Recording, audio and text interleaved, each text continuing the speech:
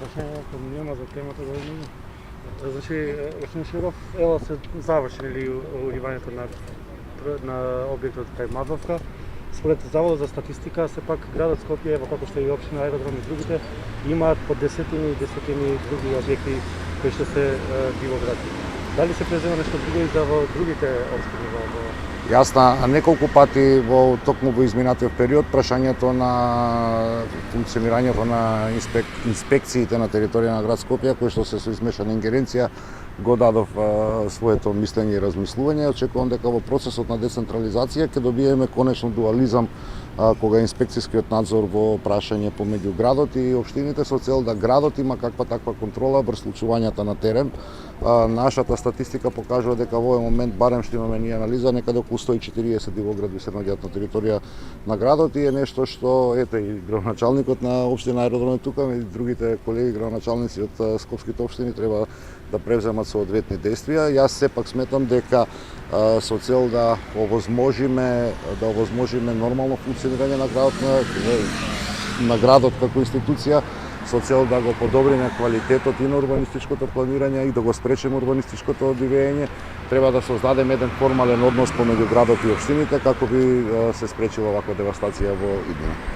И за инвесторите до каде е процедурата, колку апликации имаме, ако имате што Имавме некаде до крајот на минатата недела околу 2500 апликации, се аплицира, веќе започнавме со веќе граѓаните започнаа со предавање на старите печки, со што се создава и формалниот однос да започне исплатата за купените инвертери.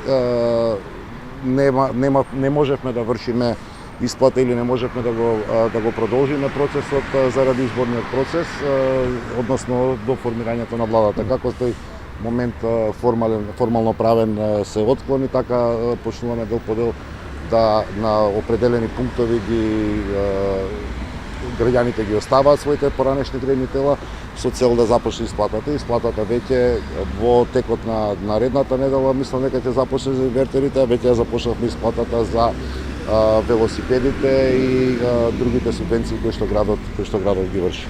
За градоначалникот Златко Маринов, ако може едно прашање, како општина донесовте одлука да се ослободат од плаќање на градинка родителите кои што се со ниски примања, оние кои што се со еден вработен, од кога ќе стартува, кога ќе стапи на сила ова измена? Од самиот почеток сега на годината, значи од 7 до 31 декември. Какви све документи треба да донесат родителите? Ќе бидат известени родителите преку директорите на градинките, а и нормално и преку медиумите. За вас значи искам да прашање како се нашли за Широ. Имате повеќе од 50 или 70 сега немате да го почне дивогради според Заводот за статистика во вашата општина. Што проценувате да ги вршите вашите ингеренции? Ако се третираат и легализациите дека биле некогаш дивоградби, значи зборуваме за многу поголема бројка. Како ќе се завршуваат сите предмети, нормално постапуваме според законот. Така треба да се останат, ќе се останат, така треба да се легализираат, ќе се легализираат. Меѓутоа зборуваме за голема бројка. Што конкретно имате проценувано? Како процесот на легализација трае од 2011 наваму, значи имаме околу 8.500-9.000 предмети што не знаеме сите со каков исход ќе бидат. Ако се неплански изградени и не може да се легализираат, нормално ќе се останат.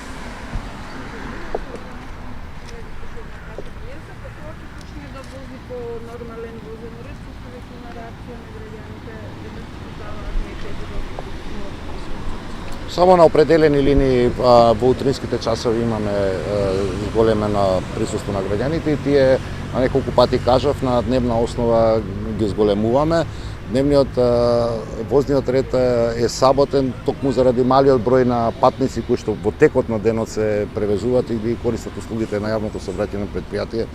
Ние во условите на пандемија, кога беше и воредната состојба, дури и сега, имавме дневна загуба од 55.000 евра на целокупниот автобуски систем или транспортен систем на градот Скопје. Во моментов и со вака редуциран возен ред правиме дневна загуба некаде на ниво од околу 32.000 евра. И мораме да водиме сметка и за материјалната состојба во јавното сообраќајно предпријатие, меѓутоа и за материјалната состојба на буџетот на град Скопје, бидејќи од тој буџет во принцип се донираат тие загуби. ќе го изнајдеме оптималното решение. Можете да видите дека стварно во текот на денот не се користат автобусите со тој интензитет со кој што порано се имаат користено.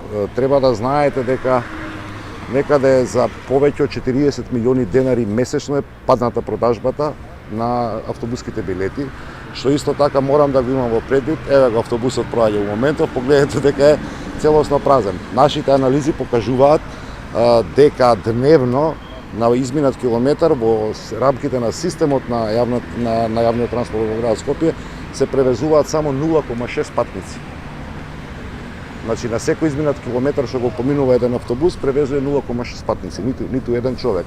Инаку по договорите што ги имаме, сме заради тоа што знам дека сме и во вонредна состојба и здравјето на граѓаните, ние пред се една линија автобуска ја укинувате ако имате помалку од 2,5 патника по изминат километар.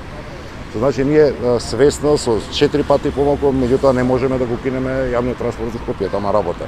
Затоа мора да го бараме балансот и за да го најдеме идеалното решение, затоа што состојбата без оглед на се заради пандемијата дефинитивно не е нормална.